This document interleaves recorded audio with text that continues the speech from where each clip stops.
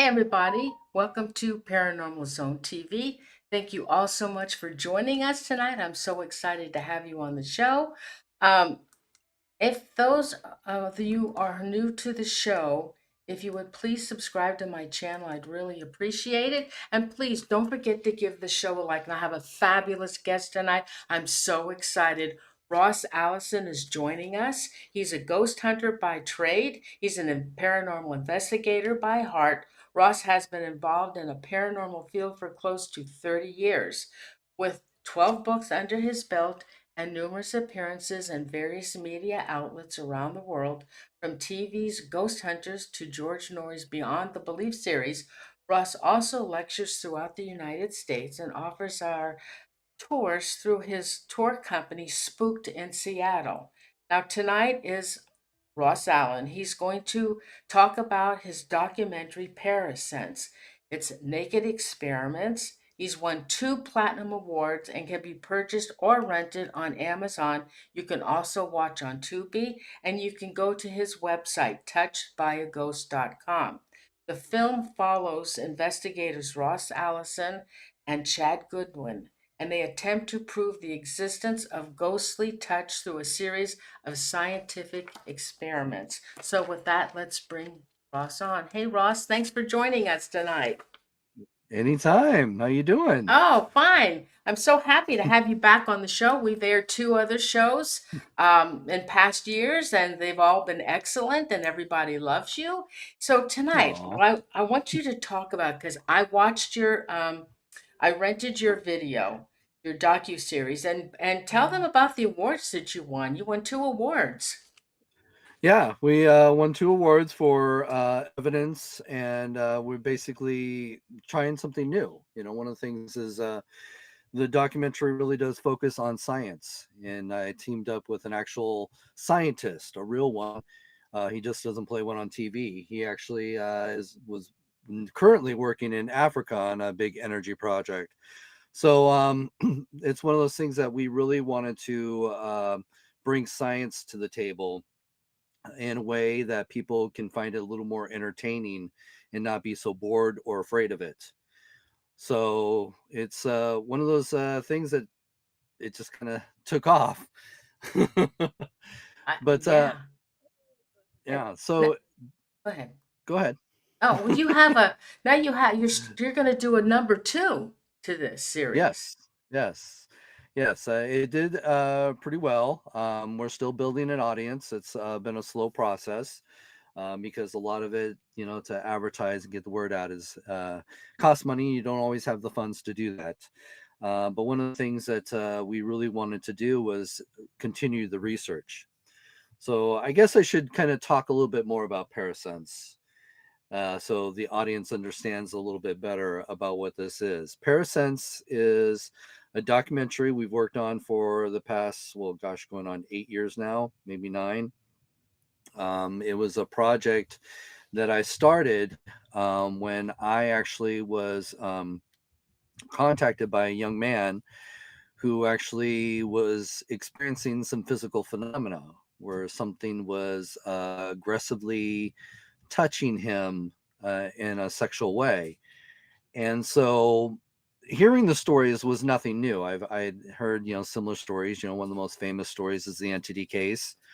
So for me, it was just like, well, it was a fascinating case, but it was one of those things that kept lingering in my head is I really just have to take this person's word for it, because how can you validate touch? When somebody says that they've been touched, you just have to take their word for it. So I really started thinking, has there ever been any experiments that have ever, tried to validate when touch happens? And I went through books and so many other, forms of research, and I couldn't find anything out there. And I started to get to thinking, it's like, am I the first to actually try to validate this phenomena? And come to find out, yeah, no one's ever tried to really focus on just this particular experience. So I started coming up with all these different experiments to see if I could, prove touch. And I was getting some interesting results, but not enough that I felt that I could put it out to the public and be able to convince people that there's something out there. I wanted more, and I've always been more scientific in my approach when it came to the paranormal. So I had met Chad Goodwin through a show that he was doing. He was doing a science talk show, and he had me on as a guest. And so I thought, oh, this, be great. We'll talk and see what his opinion is. Because for me, I just wanted to pick his brain. I just wanted to, make sure that what I was doing it right, or what else I could do to make it better. And so he was fascinated with what I was doing. He was like, oh, this sounds really great. And so I thought, well, why don't you join me? I said, we're going up to Northport, Washington, where this all had begun. And there's this former brothel up there that we had access to. And I said, why don't you join us for this investigation? You can watch me do my thing, and then, tell me what we could do. So he joined us for the weekend. He observed everything, and he was just like, "This is all great. You're doing the right thing. Yes, we can make it better, but you are on the right track." So one thing that really blew me away is, as he was observing us doing these experiments, he stepped up and said, "You know what? I want to try one of these experiments." And I was just like, "Wow, he really wants to put himself out there."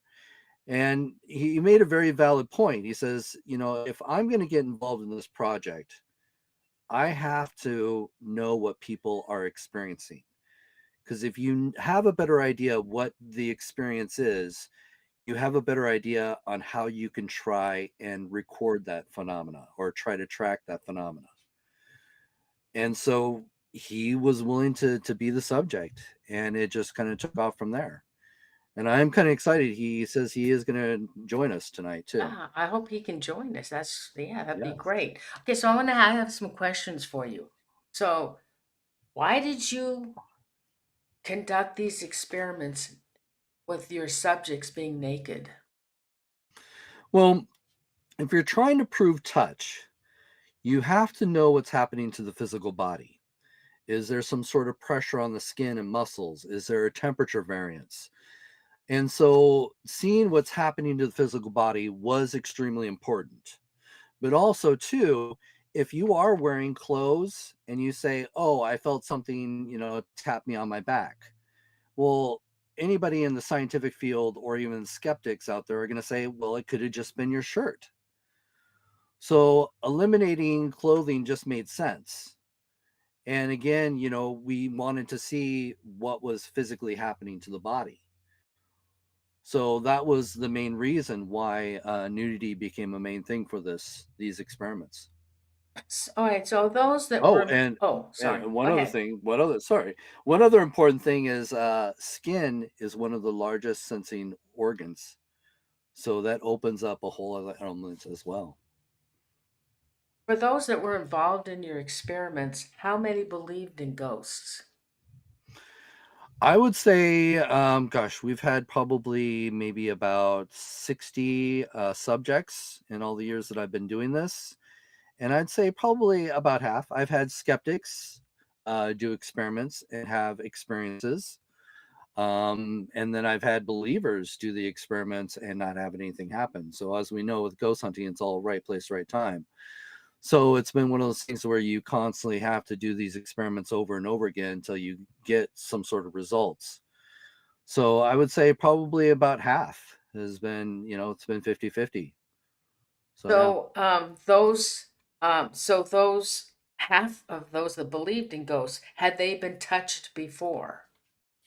yes. They I've had subjects have. that have had experiences of being touched. I've had subjects that were believers that hadn't. And so they wanted again to have that experience. Even the skeptics who didn't believe in ghosts were just curious enough to know what's going to happen. Are they going to feel that sensation? Um, so, okay, so I know when we'll talk about this when Chad comes on. Um, how did you choose your subjects? How did you find them? Well, in the beginning, I had to take whoever was willing to be willing to sit alone in a haunted environment. So it wasn't until people started to realize, I was serious about this. There was no perversions involved in this. This was, serious science experiments. And then once people started to realize that, then I had a lot more people step up and wanting to try it as well. So for the beginning, it was just a small group that were willing to just sit alone in a naked room, or sit alone naked in a room. So it started out small, but it's really grown. And now I get a lot of people, messaging me saying that they would love to have the opportunity. And I would love to have people out there, even in, not doing it for myself, but to do it on their own and help us collect some data. Because as I've said earlier, it's all right place, right time. So it's a lot of experiments to have to go through, and most times you don't always get the results you're hoping for. So if we can get some more data, it'll just give us some more ideas on how to advance the technology we're working with in getting us to the right goal. So in your documentary, the pieces that you put in, how long did it take for them to get touched on camera? Most experiments will run about 15 to 20 minutes. We have ran a little longer to a half hour because there were some situations where things were happening. And of course, in the ghost hunting field, if you have activity happening, you don't just want to stop and say, well, we'll catch it next time. You want to try and collect as much data as possible. So that was always our main goal. So if we had things happening, we wanted to collect that information. Now you used different kind of experiments. Not only were they naked, but there were also other, like the aurora. Let me find that picture. You used The the aura, aurora experiment. yeah, Yeah. yeah. So that was something I was always fascinated with. Anybody's familiar with Carillion photography or photography?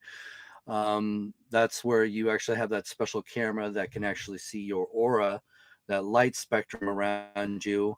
Some people use it to, read individuals, but I often wondered, could that be affected if something enters your environment? And Shanna, who actually is a good friend of mine who actually works with that technology, she was willing to step up and help us to see if there was a change. And to our surprise, we were picking up something. In the documentary, we show that even Chad was there to witness it. We do a test run, and during the test run, there'll be no interference. And then when we put them in the environments and run it through the experiments, at the time when they felt that they were being touched, this black mass was showing up in their aura, uh, as people would Oh, see. oh, it's like a black mask, like there were black dots or something, right? The black splotches would show up Yeah. around them. Yeah. So that was fascinating. And that was at the same time that they were feeling like they're being touched. So that was a pretty amazing experience.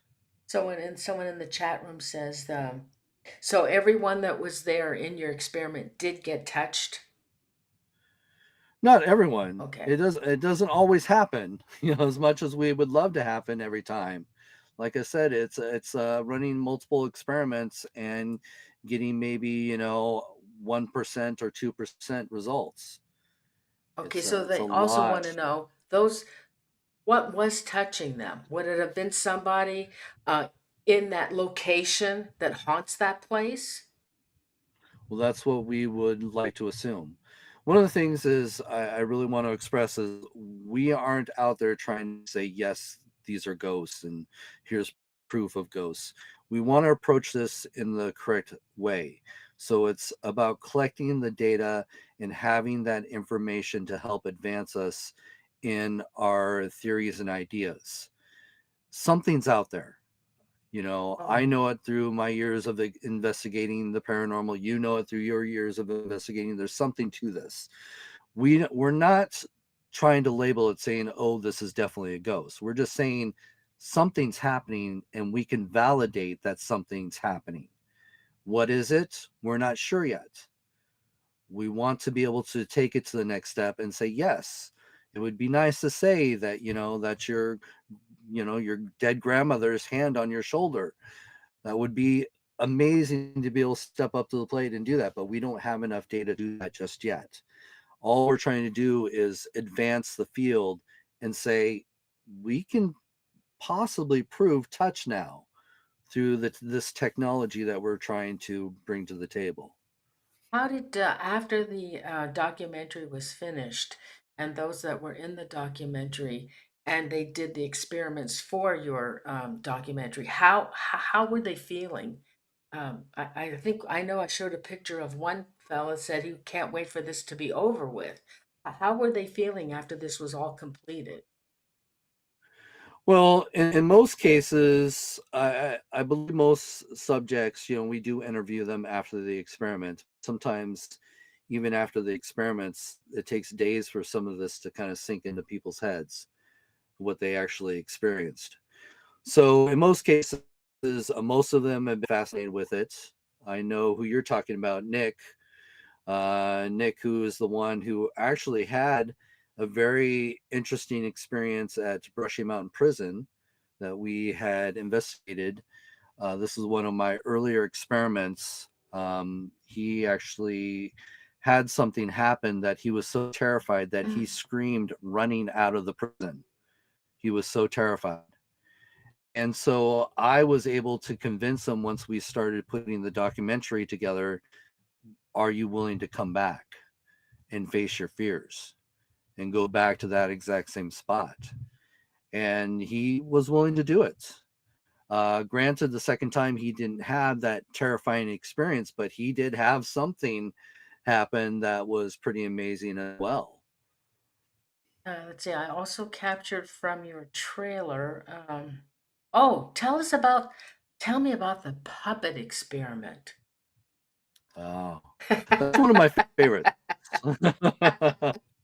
And this is one, yeah, this is one that I hope, and I hope people will try it. You don't have to be naked to do this, but again, our main goal is to try and touch. But I came up with this idea that, if you're sitting in a room and you're trying to feel the environment, not everybody is, psychic or sensitive, but I thought, could the body sense maybe a vibration in the room? And so I came up with this idea of taping elastic string to individuals, and I tape it to the most sensitive parts of the body, such as the wrists, the back of the neck.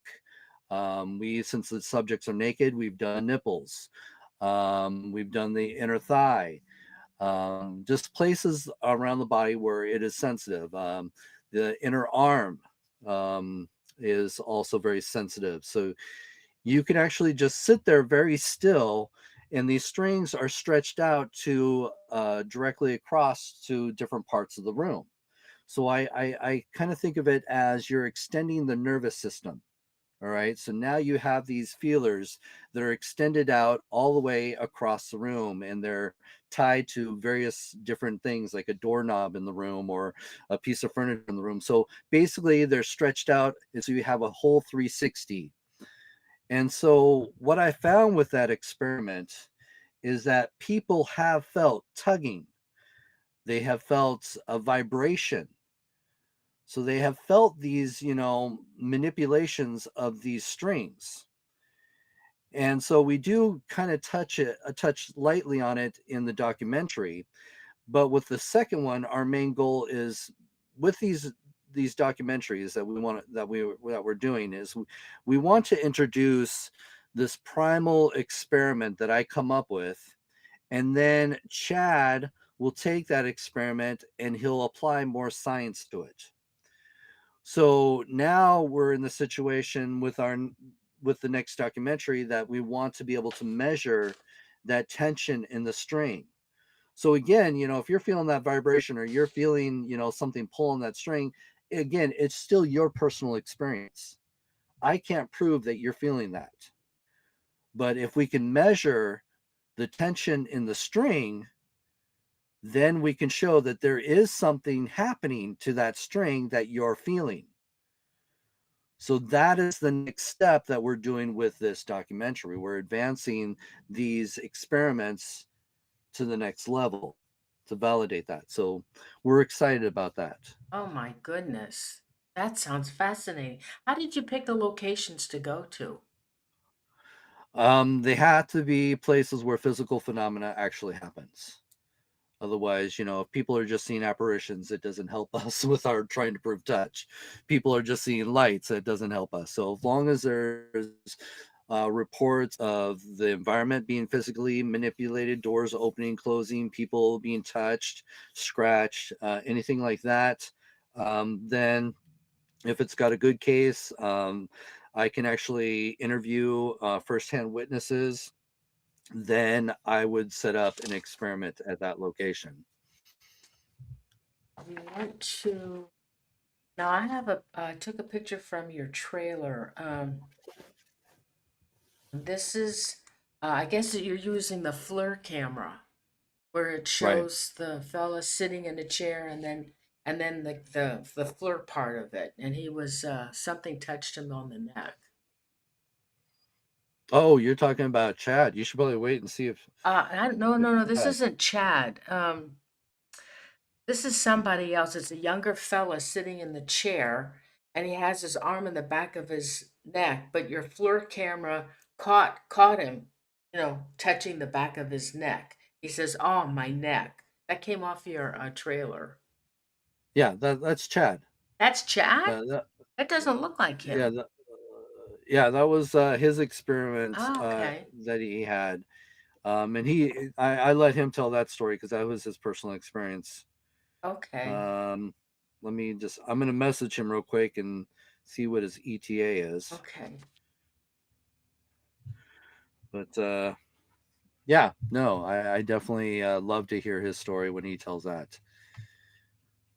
Okay, so what happened now? I don't have a picture. I thought I had Cook's Tavern, a formal brothel. What happened at Yes. Cook's Tavern?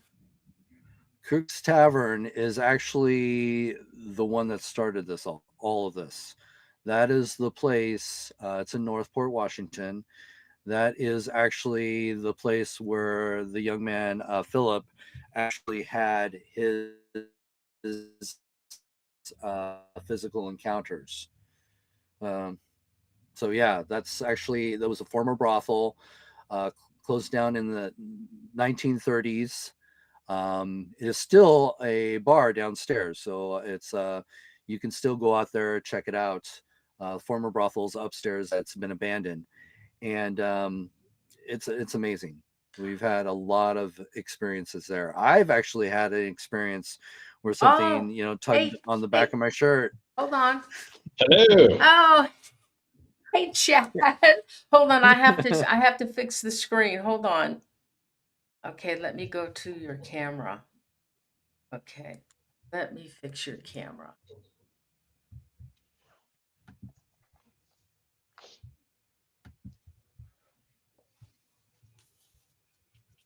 I was trying to figure out how to blur my background, but it doesn't appear it lets me. That's okay. Both in. So is this your new place? I haven't seen your new place. So is this your lab? This is the new place above my lab. Oh, So I'm living here. awesome. I'm staying here temporarily. And then this will eventually become the office space, but it's a mess right now because I'm in the midst of like putting the whole record player system together. And I bought a bunch of stuff that's all over the background here for that. And boxes and shit from all that over here. And like literally this all happened last night. I'm unpacking and building this thing. So yeah, that's what I was Oh, like come on. kind of You just live the bachelor's life. Come on. You don't have to that's worry about also, anybody picking up after you. that's also true.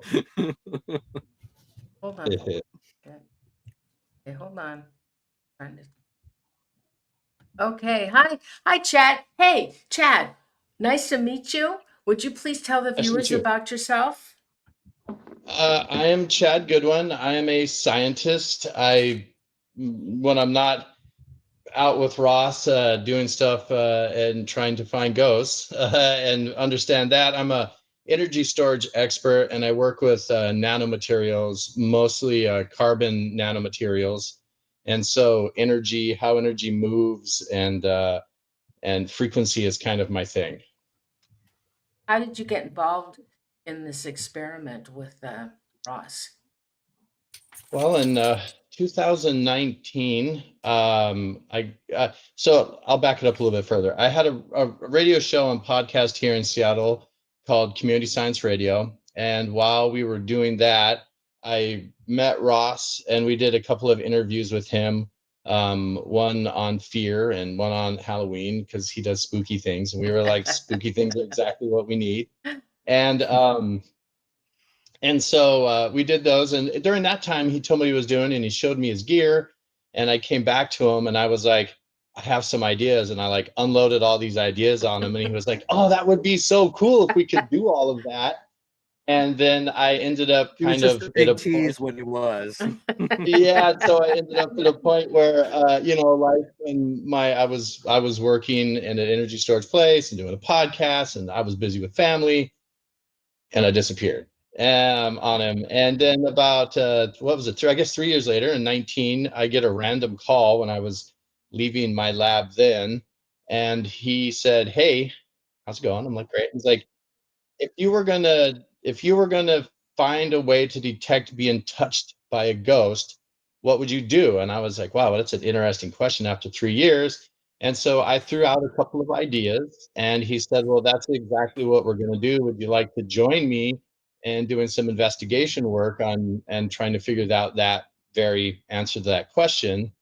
And I was like, let me think about it. I was like, yeah, this sounds like something, and he's putting together this whole thing. And he goes, but wait a minute, all the subjects are going to be naked. And I Ah, was like, okay, wait a minute. Like, you know, and so I was like, and from my standpoint, I had to think about it, because it's like, all right, so I'm a scientist, and I'm known as being a scientist in energy storage and all these things. And when I thought about the, ghost hunting as it has been, it's like, from a scientist standpoint, I was like, okay, we're going to have nudity, we're going to have all this stuff going on, and my credibility as a scientist. But then Ross told me a little bit about more what that entailed, and then he took me out to the USS Turner Joy for the first time, and I actually watched what he was doing and his method of doing everything. And then I was like, wow, he's actually taking this as a very serious thing, and is thinking very scientifically about applying the scientific method. And I said, I'm in, let's do it. And now, we've done Parasense 1, and we're working on doing and more. number two. Yes, that's exciting. Yeah. All right, so tell us, all right, so how did you feel doing these experiments naked? You actually got involved in it. Yeah, so that was I was watching the experiments go down with people, and I saw people having experiences, and Ross told me the kind of things that people would be experiencing. And as I watched it, as a scientist, you either have to know what you are looking for, assume the things that are going to go into that, or you either have to know it, or you have to have great assumptions going into it so you can find what you think you're looking for, right? And for me, if I didn't experience what was going on in the space and watching other people have experiences, then I wouldn't really know what I was looking for or what I should be trying to test and find out. And Ross had showed me some of the gear that he had that was collecting data. And from a scientific standpoint, the only way we can really show and suggest that there's something really happening is by collecting data that we can correlate to things that were happening in the space. Um, and so I sat down, I had experiences, and I was a little bit of a skeptic coming into it. I didn't really know what to expect. And from the first experiment I did, in the beginning of it at the brothel, I was like, I'm in. This is obviously something's happening. I can feel it. Other people can feel it. And I really wanted to be that third data point of feeling and understanding, because that's where you start to draw a trend at 3 data points. Before that, you have stuff, but until you have 3 data points, you can't see if there's a trend starting or not in data. Now, I was telling Ross that I have an image. of blur camera, and then the subject said I was touched by the neck. Was that you?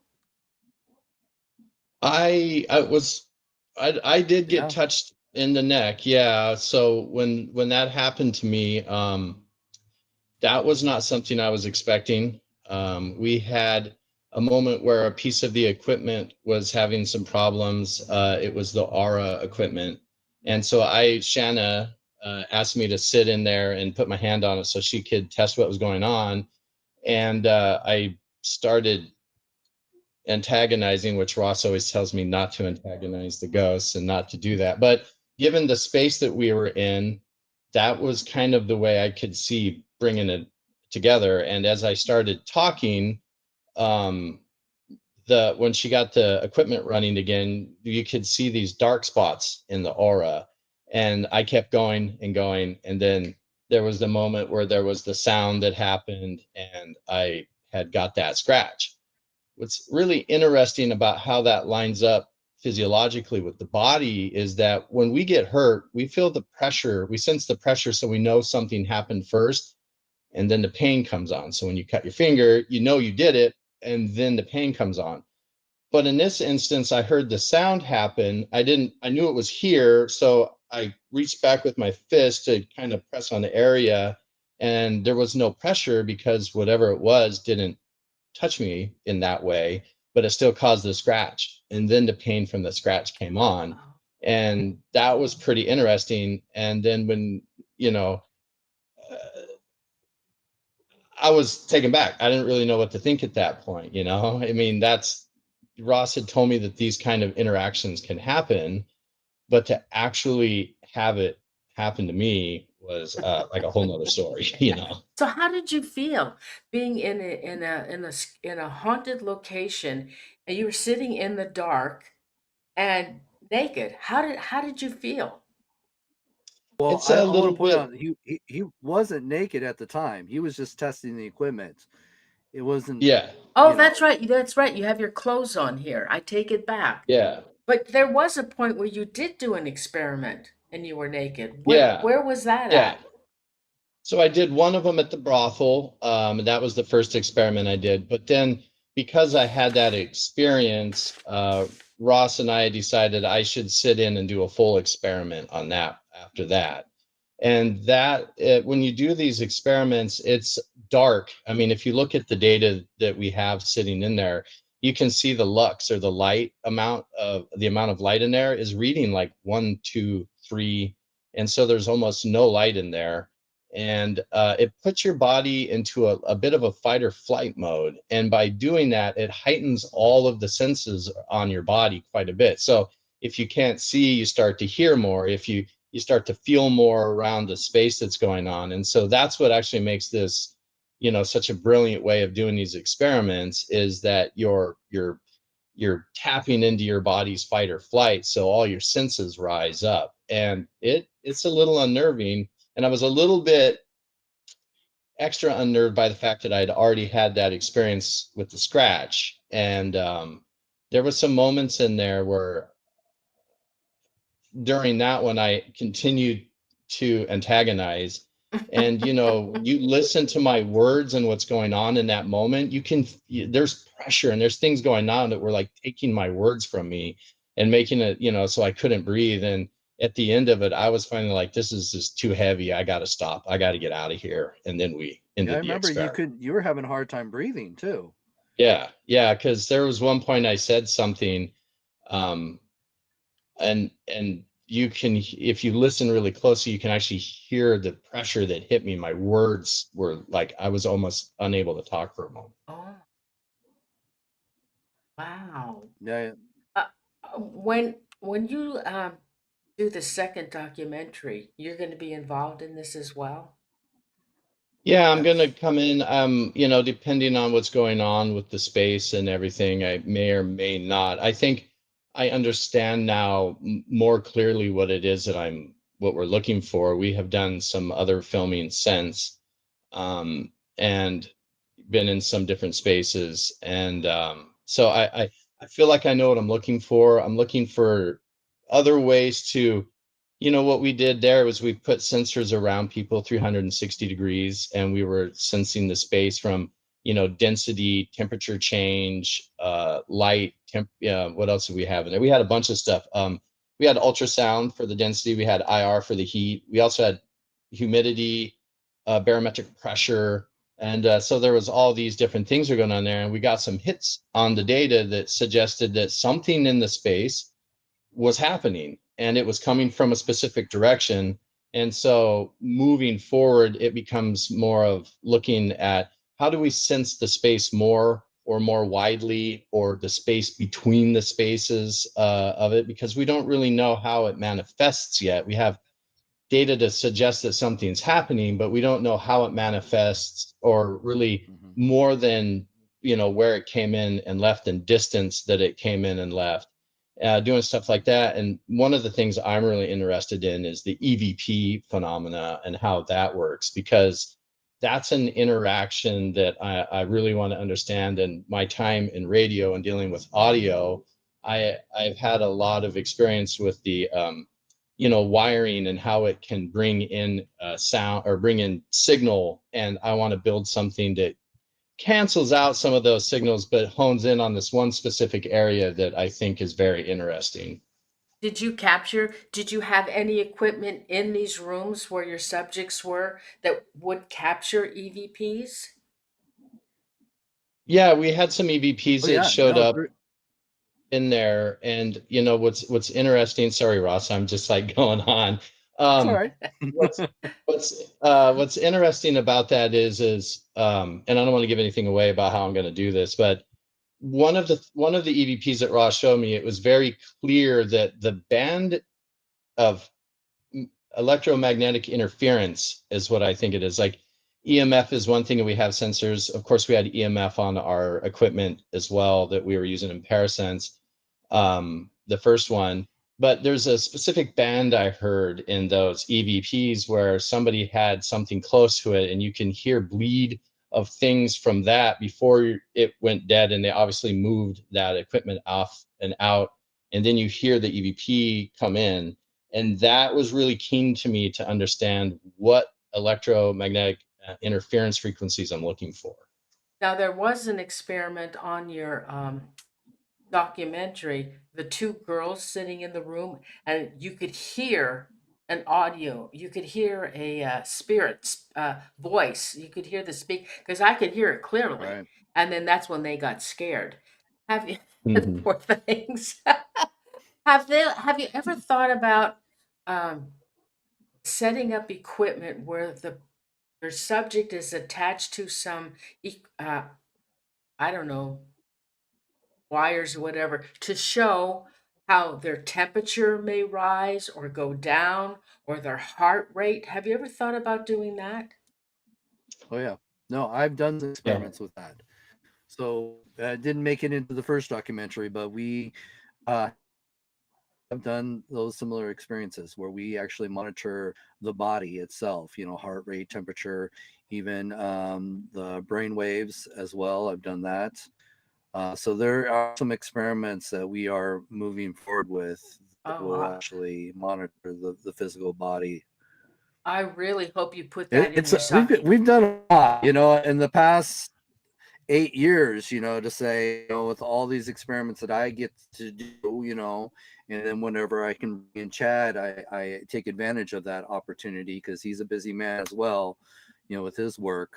But, one of the things that I was going to bring up is one of the things that we are very proud of with documentary is for the first time, not yet alone, we're trying to prove touch, but we've also been able to track phenomena for the first time. Mhm. Yes. So we actually, as Chad was talking about with his experience, something, and he has the data to prove it, something came out of nowhere, attacked him and then left. We Yeah. tracked Yeah. that, or, with the spectrum system. And that was the first experience for you, Chad, right? Yeah, that kind of experience anyway. And what's interesting about that as well is, I see a lot of other people ghost hunting and doing stuff, right? And we've all watched all those shows. what's different about what we're doing is that there's this empirical evidence where something happens and then something happens in the space and you can say that light turned on, or I heard this thing, or what was that, right? Those things are definitely experiences, and I believe that some and those experiences are real. I think that some of the equipment isn't quite tuned for exactly the space and can pick up bleed, because one of the things we do is baseline data. We're running the stuff ahead of the experiments, in between the experiments, because what we want to do is gather data if there's anything in the space that's happening cyclical, like the EMF will go pop, and show something in a rhythm. We know that rhythm's in the room, and that's not actually likely something that happened, or maybe it is, and we should look at it. But those are things I'll subtract from the data, because I'm looking for experiences with people lined up with data that matches that experience right now. And those empirical things, while amazing, I don't know, it doesn't tell us much. And so by collecting data and being able to look at it and analyze it, and then match it up with stuff that happened in video, match it up with noises in the room, match it up with stuff like that, it's going to allow us at some point to be able to put equipment into a room and be able to run algorithms to understand, did we capture something without having to have a person? But right now, the human body is the beacon that we use, and we can experience, and we can say it happened. So that's what we have to start with, to couple experience with data. Okay, so you wanted to provoke, to attract a spirit. Now, when you were provoking, do you remember what you were saying to where you got scratched on the back of your neck? Oh yeah, I was yeah. Yeah, I mean, there's a lot of bleeping going We on should there. point out that this was actually at Brushy Mountain Prison, Yeah, so there's a that's lot the of main reason that why was he decided extremely to active, be a more extremely Yeah. active. yeah. So what And were you doing? I will say, during the filming, the first night that we filmed, we were in what's called D block, which is where they put the worst of the worst in there. And they explained it to us as they basically left it alone, and they took out bodies or whatever, because it was such a dangerous area of the prison. And that first night, in between, well, I don't even think we started filming yet, actually, or we were setting up. I sat in the space and I started the whole antagonizing, and this is what kind of set the tone for me to do that, even though Ross told me not to do it. I was doing it and he didn't know it, that time. But there was there was a moment in there where something happened. I started talking and saying, I'm going to find you. I'm going to find you, like, you're not going to get away from me. And I said a couple of other choice prison talkish things. And there was a moment where something happened in my body, like, when, again, like when you hurt yourself, you shock, right? Or something happens to you. And that happened to me. And I started to feel like I didn't fit in my body anymore. Like something was wrong. I started getting a headache. My blood pressure was rising. And I made it through the filming, and I talked to Shanna after that, and Ross, and I was like, something happened to me in there while I was doing it. And I told him what I did. Ross was like, no. And but that night, Shanna was telling me, let's just see what happened. We've been filming for a long time. It's like super late in the morning, or early in the morning at this point, late at night. And I went to sleep at our Airbnb, and I was having weird dreams, like murder dreams, and things where, like, one was very vivid, where I was in a group of people and I was scanning the group, and one person caught eyes with me, and I had a gun and I shot them, and it Oh was my very vivid God. and very weird. And so I woke up in the morning and walked out to Shanna. I was like, Shanna, like, I can't do this. And she does Reiki, and she's really, really tuned. And she was like, well, let's just get back to the prison. Like, maybe you're having bad dreams and whatever. And as we got to the prison, as soon as we turned the corner and I could see it, it was like the screws tightened on me even harder. Like I was like not doing good anymore. And we got through the first morning bit of setup and shooting some of the B-roll stuff. And I was like, that's it, Shanna, whatever it is you do, I can't do this anymore. And she did her thing, and luckily she was there. And there was a moment where everything was quiet, and then it dissipated and disappeared from me, and I was okay. I don't know why I thought it was going to be okay to then walk into filming that night during the experiments and do what I did and be interacted with again. But that, to me, from that happening to having something happen that we caught, is Yeah. also another trend, right? It takes an empirical data point of an experience that I had, and then also turned it into a situation where, yeah, like I had another experience. So doing that, although Ross always tells me no, I just want to say don't do it. It's not particularly safe. Started to show another trend. And as you watch the movie to the end, you see that we start to find a trend of interaction with something that's in the space. Now, were you worried about any of your subjects getting any kind of an attachment during this documentary? Oh yeah. We always are concerned for safety when it comes to our subjects. There's always when you don't know what you're dealing with, as Chad can validate, you don't know what risks are involved. I always express to people that as long as you make your intent known out loud before the experiment and after the experiment, then I feel that if you are worried about some sort of attachment like happened with Chad, then it probably won't happen if you're at least clear with whatever's in the room, that say, I'm just here to help you communicate. If you want to communicate with me, please do so. And then after the experiment, we just encourage them to say, thank you for allowing me to be in your space. We hope you communicated. This is where you belong. Please stay here. Something like that. I don't encourage people to, provoke the spirits, because I think in that situation, if you're gonna, I hate to say it, piss something off, it may, choose to target you. But that's how Chad decided to proceed with his Yeah. experiments now. Whatever it was you said, Chad, boy, it sure didn't like that. Yeah. Yeah. So, Yeah. Once but people it once got. people watch the doc, they'll know what happens. Okay, so you've used provoking, you've used aura, puppet. Now you also used trigger objects like engaging with the spirit, Mhm. smoking, blah blah blah. How did that all go with the trigger object? And would you do that Um, again? Oh yeah, I would definitely continue trying to use triggers, because I find that anybody in the paranormal field that has done ghost hunting, sometimes if you can help them feel like you're, interacting with their environment, not with them and interacting with our environment, it's trying to get into their environment, then I feel that you could possibly get more results. Because a lot of times, you can go into a room and start talking to yourself hoping something will answer, but a lot of times, how can we assume that they know that we're talking to them? Can I So it's a situation. go ahead? I Go want to ahead. I want to tell you something. I have to I really would like to share this with you.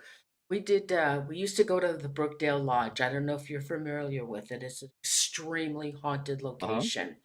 And we were in one of the and they called it the cabin room. And we were doing a live broadcast and in the dark.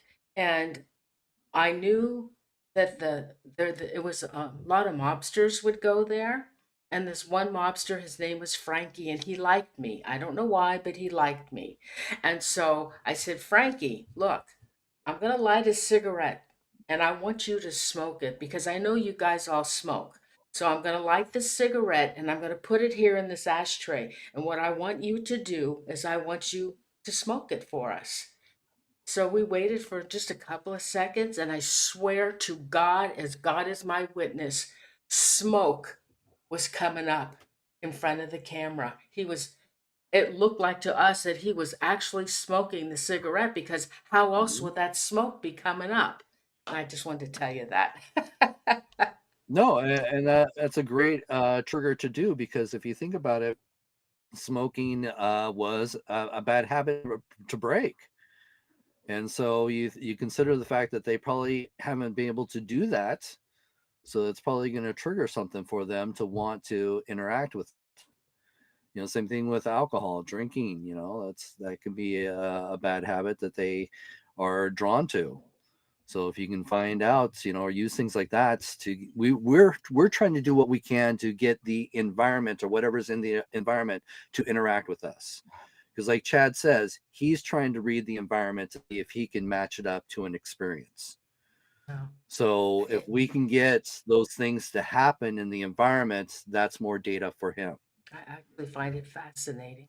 And Fascinating. one of the other things too you can't dismiss is scent.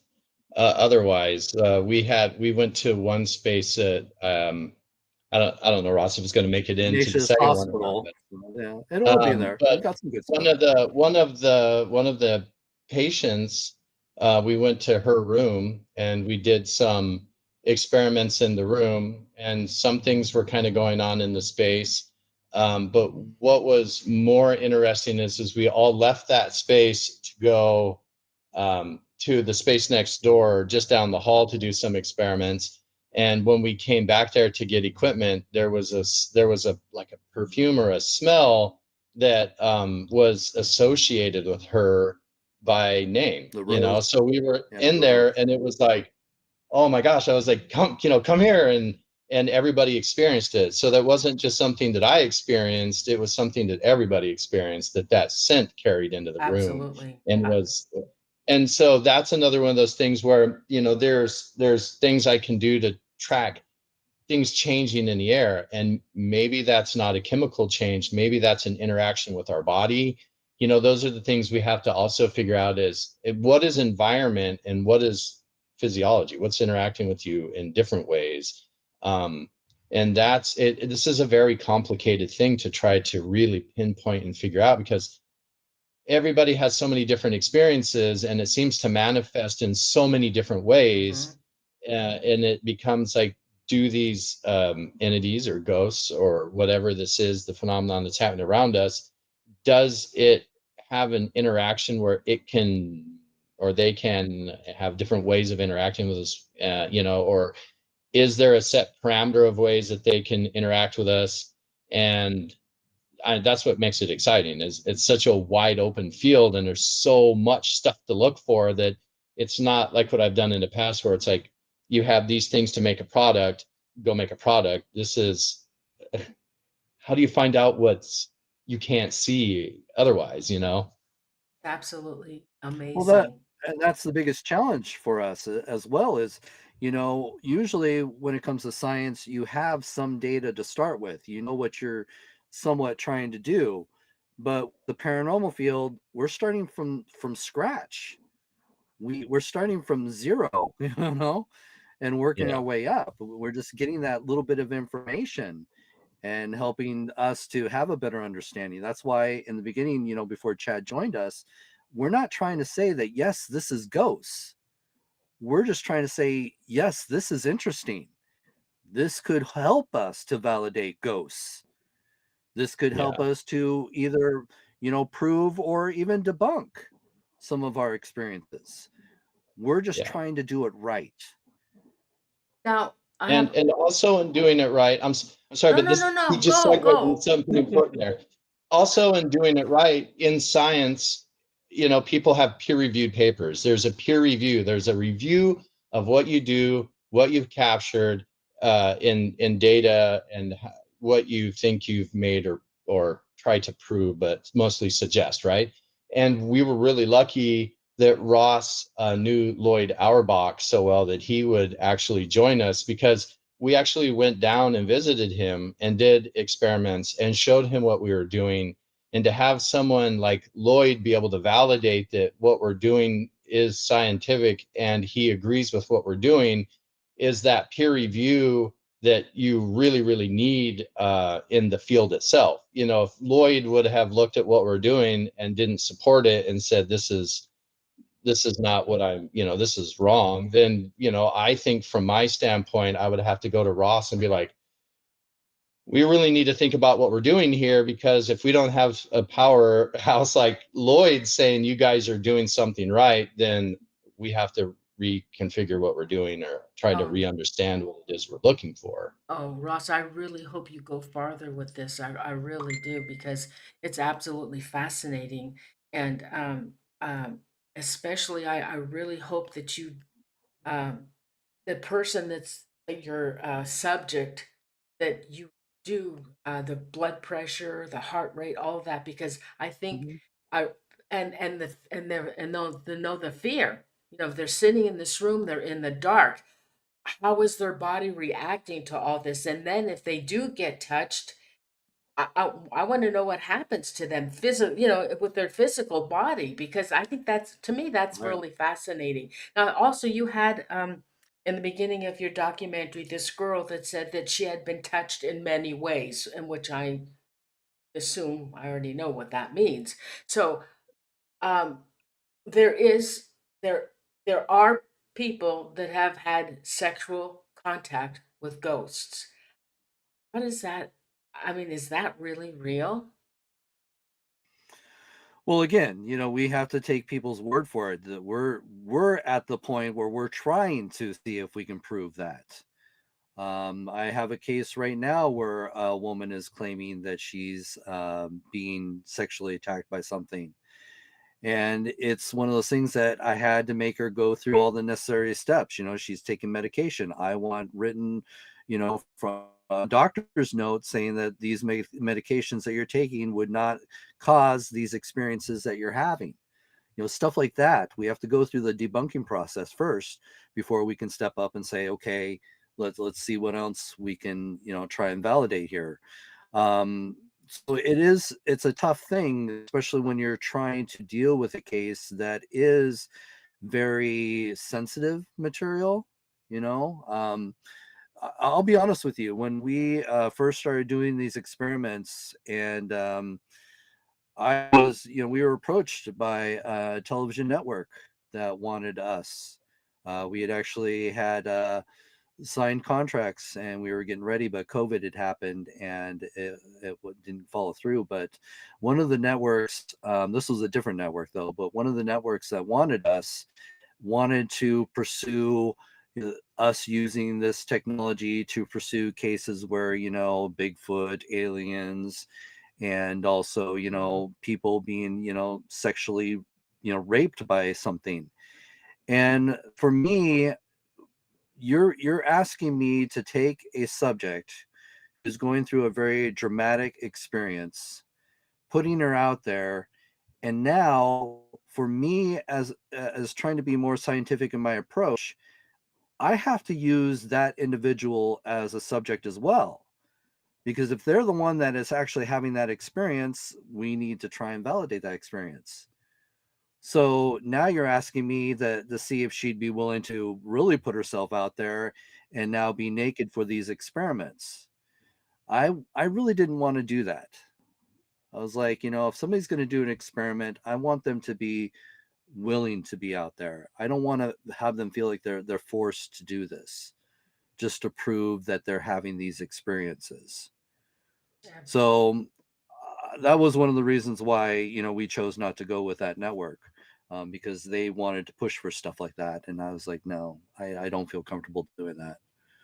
Yeah, in fact, when they asked it, Ross and I were both kind of like, what, like that doesn't seem right. But also talking about that, I had a really lucky chance to get to talk to Barry Taff as well. I contacted him and he answered back, and he did the very famous entity Yeah.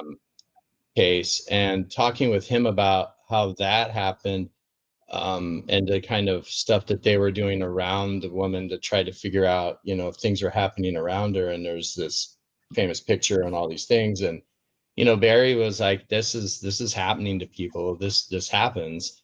And so it was really interesting to have that perspective from him as well, and be able to talk to him about the kind of experiences they were doing then, the experiments, because those experiments weren't as high tech as what we're doing now and what we're gonna about to do moving forward.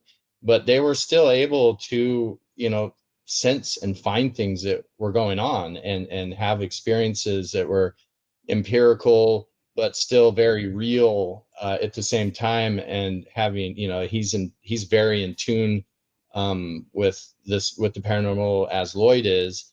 And so it was interesting to get to actually talk with both of them and have a conversation with people of that caliber. Now, what about besides going to these haunted locations where you have a record of people being touched there? What about people that you come across that are living in their home is haunted by a spirit and they're being touched in their home? Would you ever consider doing a segment on that? Um, well, again, it depends on what kind of touch we're talking about. If they're just feeling a hand on the shoulder or something like that, sure, I'd be more open to doing more experiments in places like that where they're experiencing it more often. And again, they'd have to be willing to be a subject. That's the big thing. It's like if they are the target, are you willing to really put yourself out there, especially on camera? That's the thing. We want to record this information. We want to collect the data points, and so I again am only pushing the fact that if they're willing to do that, I'm open to it. That would be interesting. Yeah, But the thing about it is, unless it's like a daily or occurrence, it's pretty hard to have that spirit come back and right, slap them or push them or whatever. Where in a right. location where you go, it's more apt to happen, probably. Yeah, well, it just depends on what kind of situation. If it is a daily situation, then maybe we'll have a better chance of hopefully capturing it. But again, as I said earlier, it's all about being in the right place, right time. Chad's been with us plenty of times now, and sometimes we don't get anything. And Yeah. that's science for you too. You don't always get the results Yeah, you're hoping for. exactly. Wow, that's really interesting. I can't wait for part two. Um, you have I, to let me know I when can't it's either. finished. It's going to I be I'm fascinating. I'm excited about it. I can't thank, Chad enough. I wouldn't be doing this without Chad. Well, I'd still be doing it, but I probably wouldn't be doing it at the level that I wanted to achieve without him. Absolutely. Needed Yeah, his great mind. from my side, oh, sorry, go Russ. I'm just saying, I needed your handsome face and your great mind. And from my side as a scientist coming in, if I was doing this with, I feel like from what I've seen, anybody else but Ross who has this mind that he's really looking for a truth and looking for what this is. Like he said, he's not specifically looking for ghosts. He's trying to figure out what is happening, and that's something that's more meaningful than trying to find a momentary thing and be like, oh my God, that shows that there's something here. That is meaningful for me as a scientist and is the reason why I'm doing this. So if it wasn't for Ross, I wouldn't be doing this myself because he's a great guide. He has a lot of experience, like almost whole life almost, right? And so he knows the spaces. He's been able to talk to me. I will say, like, after we shot Parasense and came home from Brushy Mountains, on the way home, because of the interactions I had and what had happened, I started to like emotionally break down. And at the airport, I was like, dude, like that just happened. And I got home that night and I'm like laying in bed, and every noise that's going on in the condo I lived in, I was like, and that went on for a little bit because I wasn't what we did in the beginning of the documentary compared to what happened at Brushy Mountain is not something you can actually prepare yourself for, even when you go in and you try to do these things. And it's these experiences are no joke when you have them, and they stick with you. I mean, something attached to me. I had to have Shanna work on me. I got scratched. I had pressure around me. I had all these things going on that like I'd heard happen and could happen, but to actually have them happen was really a shock to my system. Um, Yeah. One of the viewers, his name is Tallcross. He's from Scotland, and he had a visitation by his mother. in a good relationship and she visited him, said he punched her. He actually punched her. He could feel it, and she never came back. Oh, wow. Wow. Yeah. I mean, from data we captured, there's some suggestion to say that something densifies in the air enough that you can collect data from sensors that's happening. So, whether it was actually hitting something or resistance across the air, that's kind of the data we got suggests it's going on. No, So, no, and one of the things that I found really fascinating that what was a big learning curve for us is the data that we were able to capture validates again that something came out of nowhere, touched the subject, and left. We know that we have the data to validate that, but also some of this stuff happens so fast and at such I don't know the correct data terms for it. I leave that to Chad, but the fact is we're learning that most ghost hunting equipment that ghost hunters are dependent on is not fast enough or even sensitive enough to pick up the information that we need to validate these experiences. Yeah. now Yeah, that it's the capture resolution that we're looking at. So just for this, and it's now that he's brought this up, just for reference, we had millions of data points through Parasense because we're capturing data at very low millisecond range. And so we're capturing it like super high speed, like lots of them per second, hundreds, and and we got the data we got, the movement, it was brought into 100 millisecond. That's the movement that we captured in when you brought the data together. But we were capturing at a higher rate than this, and I don't even think that's fast enough to capture this. Ross and I talked about this, and it's like, how do we push it even further and even smaller and tighter resolution of data capture? Because there could have been other things happening around the space that we just couldn't capture quick enough. Now that FLIR camera does take temperature. So if you Right. had that FLIR beside your other cameras that you have, and you kept a FLIR camera on your subject, and they were touched, I know the temperature changes on that, but would it actually show a touching somewhere? Would do you think it Well, would that's the show that? thing is even with Fleur, is the data fast enough? Is it sensitive enough? We may be missing out on just minute information because the skin is not registering that experience quick enough for the camera to capture it. You see what I'm saying? So we're still reliant on the technology that we have available, and some of that technology may not be at the level we need it to be. So that's why we're grateful to have somebody like Chad on board to help us to fine tune some of that technology, because there is no ghost meter. There's no meter out there that's going to tell you have a ghost.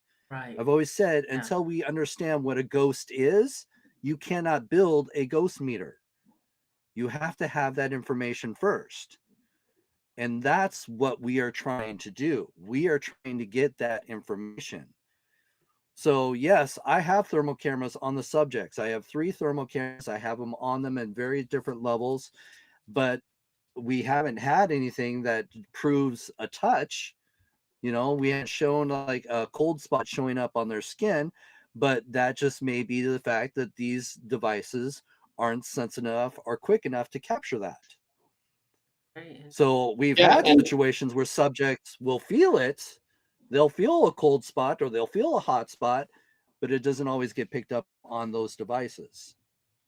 and at the moments that I was being interacted with, um, a sensor went off, an IR sensor, and that's very similar to what you use, like your lights. When you walk up to a house and it automatically Yeah. turn your lights on. Yeah. So it's looking for heat signatures, like the IR cameras are looking for heat signatures, and that was capturing at a super fast rate in this instance. and it showed that there was a heat signature that pops up there too, but the FLIR camera isn't grabbing it. So that number, is it like 60 hertz? Is it like, how many times per second is that camera grabbing versus how many, how many times per second is our data grabbing? And that's what Ross is saying right there, is we show that there's a heat up in the space of some kind because of the data we collected, but the camera wasn't necessarily registering that something was happening because the interaction was like that fast when it happened to me. And you watch the screen, that the thing goes in and out. That animation, and that's another great point. Gosh, I'm like on fire with this today. I'm sorry, Yeah, go Ross. ahead. The other thing that makes this very interesting too is the data we were able to have. We were able to make animations that give you a visual of what's happening. So after looking at the data and after understanding what's going on, I put those animations together in real time based on the data that we had. That's actually how fast the interaction happened. It comes in, it goes out. It doesn't come in and linger and whatever into the space. It came in and it came out, and that's the real time that it happened based on the data we collected. So that's the other powerful thing about this is if you catch the right data and you capture enough of it, you can animate and visualize approximately what's also happening. And then you have an idea of like, okay, we have data, we see what it is. Now let's turn it into a visual so we can experience it like we need to experience as humans to be able to see it. And that is like as powerful as having the data itself, is being able to do that. So we were able to show, what happened for me. We were able to show what happened to other experiences that people had, and that's one thing I hope that the viewers take, is that animation is not a joke. That animation is based on the data we captured, and we recreated that into a visual scene that we can experience the way we need to experience to understand it. So Well, exciting. I think another important thing about this is, yes, we're very serious about the science. That's the number one important thing for both of us. And I think that's another reason why me and Chad make a great team, is we're both on the same page. We understand the importance of the science. But also too, it's we have to understand that is the audience ready for the science? They're so used to 20 years of these ghost hunting shows of using mostly suggestive devices to prove their points, that everybody's excited for the jump scare. Are they too afraid of the ones and zeros? Is the audience too far gone? And that was one of the biggest challenges for us. So we are still trying to figure out ways to make this entertaining for the audience as well, and still maintain our credibility as investigators. Yeah, the integrity of what we're actually trying to accomplish, for sure. You know, And I think that, and I feel like, the impact that I hope that the viewers get from this is, when you go do this right and you go out and you collect this kind of stuff and then you can visualize it, it should start raising hairs on people's necks, because what we captured was real. What we captured, we can show. We have the data. We've had peer reviewed it with experts in the field, very very high experts in the field, not just running around and being like, this is what we did. And that is an impact that I think has been really missing from a lot of what we see. wow, so amazing. It really is. I'm just so excited that you did do this, and you're going to continue. And I'm sure down the road you're going to probably even progress even more, even after the second one. And thank you, Chad, for your involvement in this and helping Ross, because this is I find Yes, it thank you, Chad. fascinating. Yes, Ross, thank Chad. I have as much thanks for Ross as he has for me in this. Oh gosh, But really, Chad, the thing is we are lucky enough to have somebody like Chad willing to put his neck out there in this field, because most people in his field are afraid to, whether they believe in ghosts or not. They're always afraid that, unfortunately, there's so much things being done wrong, or so many frauds out there, that it can, bring a bad smear to your name. And I think it's a situation that, as long as me and him continue to do it the right way, no one should be able to question his credibility, let alone mine. So, and that's what I think that makes us stand out is, and a safeguard for him is because he knows I'm here to protect him too. I would never do anything to affect what he does in his career. And I think what he does, he just helps me to advance my career. Absolutely. Absolutely. So, Make a great pair. Good couple. I'm Yeah. I'm honored to be part of the team. Yeah.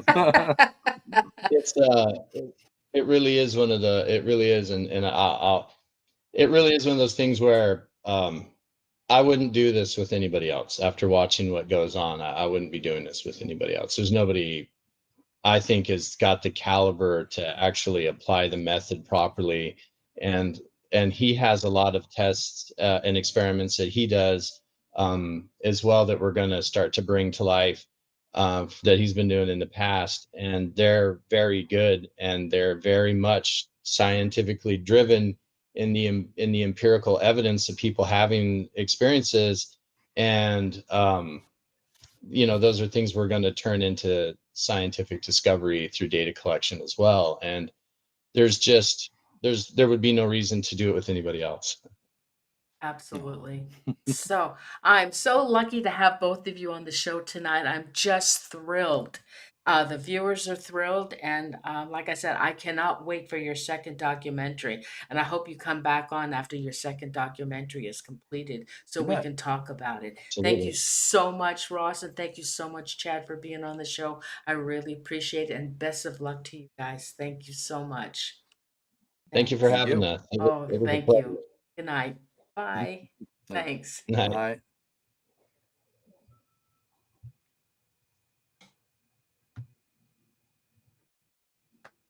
Oh, God, that was so fabulous. Oh, my God. I hope you guys really enjoyed it because I sure did. Thanks so much for being here. For those of you, please give the show a like and please subscribe to my channel. I'd really appreciate it. That's fascinating. I love the paranormal. I've been involved for since God, I can't years. Even before this all came out, I've been involved in ghosts and everything, and I just love it.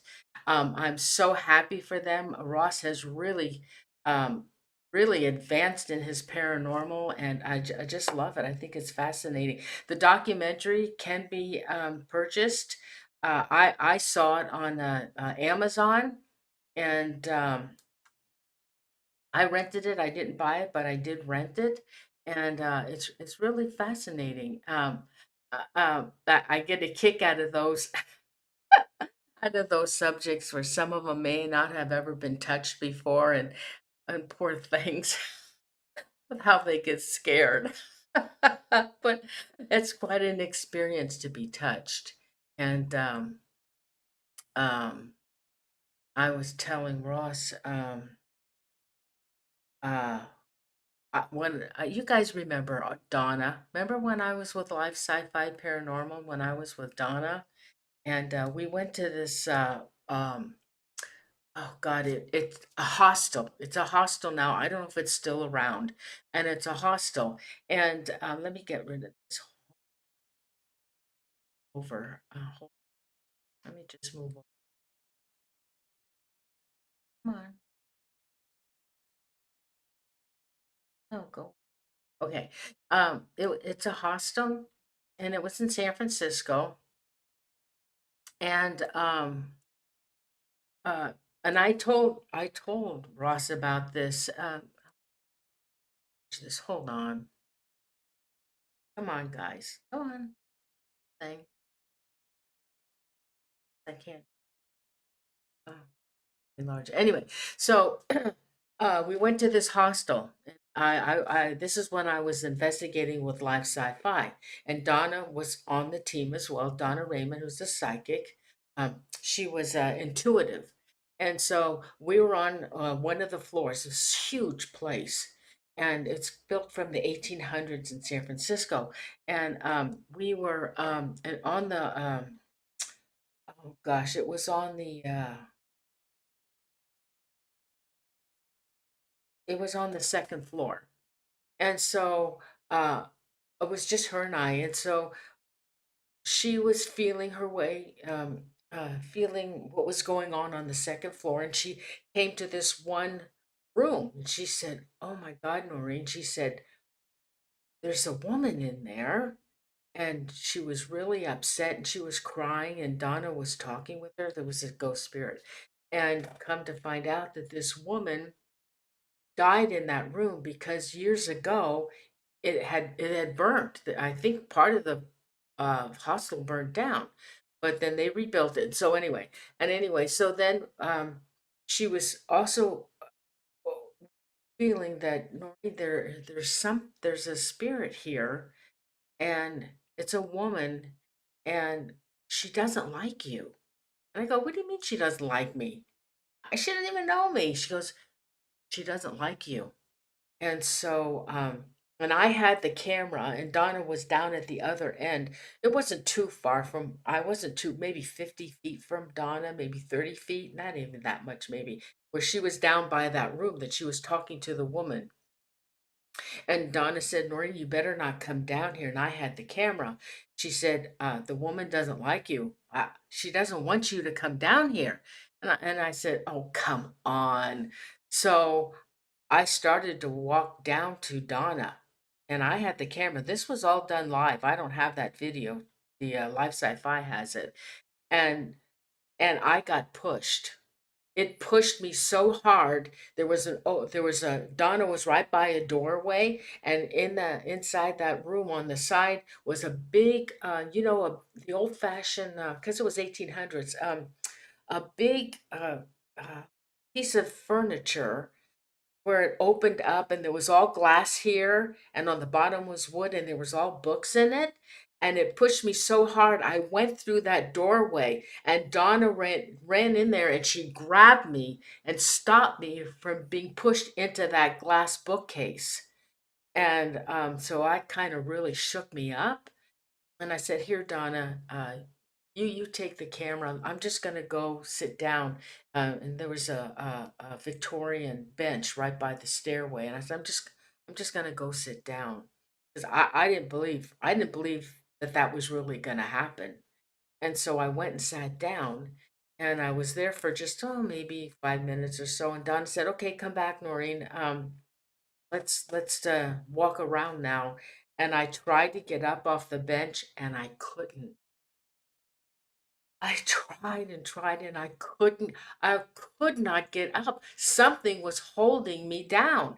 And I said, "Donna, I can't get up. I can't get up. I'm trying to get up and I can't get up." And Donna goes, "Oh my God." And she came down, she had the camera, and she said, "Noreen, here, let me pull you and try and get you up." And she pulled, and she was able to get me up off of that bench. I have never in my life experienced that. Was the only time that ever happened to me. And of course, uh the the guy TW, because we did this was all happening live, and TW didn't believe me. Oh, yeah, didn't believe me. And do you want to you let's recreate this. Let's recreate this. I said, "How are you going to recreate that?" So Donna left, and he wanted me to recreate it, and of course it's not going to do it again. But it really did happen. She's my witness, and I told Ross, "I have a witness because that really happened." And it was the weirdest thing. I'm telling you, I've been touched many times, but not pushed and held down in a chair. Really strange. So I just wanted to share that with you.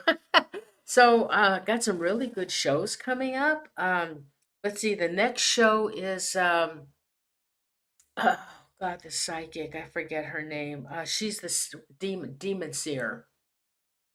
She's coming back, not this Thursday, but the next Thursday. I'm going to show her pictures like I did with, oh with Angela Thomas. I'm gonna show a bunch of pictures, and she's not gonna know who they are, and I'm gonna tell her their names, and then I want her to tell me what she picks up from these pictures. I haven't picked them out yet, so I don't know which ones I'm gonna do. And then on the 26th, I have a special show on Saturday with Dave Spinks, and um, he's going to, he wrote poems, and he wrote songs, he wrote music, and he played a couple of songs. Let me listen to some of them. Oh my God, you're not going to believe it. And guess what? These songs and these poems are from his paranormal cases. So each one of these cases that he had conducted, he wrote a poem and he wrote music to it. It is absolutely amazing. And he's also written books. I think I think he's going to have that. Anyway, it's connected to his books. It's fascinating. So that's going to be a special show on Saturday the 26th. And oh gosh, what else? I've got some other shows coming up in May. Oh, it's gonna. I have a show with Rob Goutreau. I aired several shows with him years ago, and he has written a book. It was almost number very popular on Amazon, and he wrote a book on this haunting that he this haunted location that he went with it's a it get the name. It's a he she. It's a transgender, and they did this paranormal, and she's the only transgender paranormal investigator that's around. Rob told me, so it's going to be a fun show because I'm excited to see what they pick up um, from this investigation that he did. It's on, so it'll be on Rob's book. I'll have to get the book. That'll be fun. And guess what? Vanessa Hogel's coming back. Yes, you guys remember Vanessa. She's so happy to come back. Vanessa, she's now reading. She's doing tarot card readings, and so uh, I thought it's kind of fascinating because she is psychic as well. So I want to know from her if when you do these tarot card readings, with her psychic abilities, I imagine that the readings would be more effective. So that's going to be pretty interesting. So we're going to do that, and I'll give her. She can only stay on an hour because now she has a job and she has to get up at 3:30 in the morning. And I told her that's fine. So we'll talk about the tarot cards. We'll talk about um, how this affects her psychic readings, and then I'll give her one or two cases, and I'm happy to have her back, so that's great. All right, so I can't remember all the other ones. I'm booked up and through July. um can't remember the other ones. I'm sorry. But anyway, thanks everybody so much for being here. I hope you liked the show. I know you did. And I hope that you'll give my show a like. And if you haven't subscribed, if you please subscribe, I'd really appreciate it. So have a wonderful weekend. And like again, and my mods. Was Chip and Terry here tonight, honey? Renee, was Chipper here? I didn't get into Facebook. I don't know. Maybe she couldn't make it. Renee, thank you, honey, so much. I love you guys. You and Chip, Atera, you and Chip. I love you guys. Thank you so much for being here with me and modding for me. I always appreciate it. So let me do some shout outs. I almost forgot, guys. I'm sorry. Let's see. Let me see if I can go back. Uh, no, Chipper wasn't here. All right, so let me do some shout outs. Let's see if I can do. Hold on. Okay. So Renee, Sarah, Claire, Tall Cross. Thank you so much. Poor Tall Cross. Oh my God. It's 800, almost 8 o'clock, 9, 10, 11, 12, 1, 2. Oh my God. You should be in, it's almost 4 o'clock in the morning and you're still up. Thank you so much. We just love you. Um, I am Alpha. Let's see who else is in the chat. Uh, Lori Miller, thank you. Sylvester Stanton, thank you. Uh, Charlotte, thank you for being here. Ethel Mertz, hey, we haven't seen you for a while, Ether. I haven't seen Christopher Chris either. I don't know where he is. Anybody else want to shout out that's left in the room? Yeah, I can't always remember them, Tall Cross. Something, every once in a while, something will ignite my memory and then I can remember. Um, oh, you're welcome.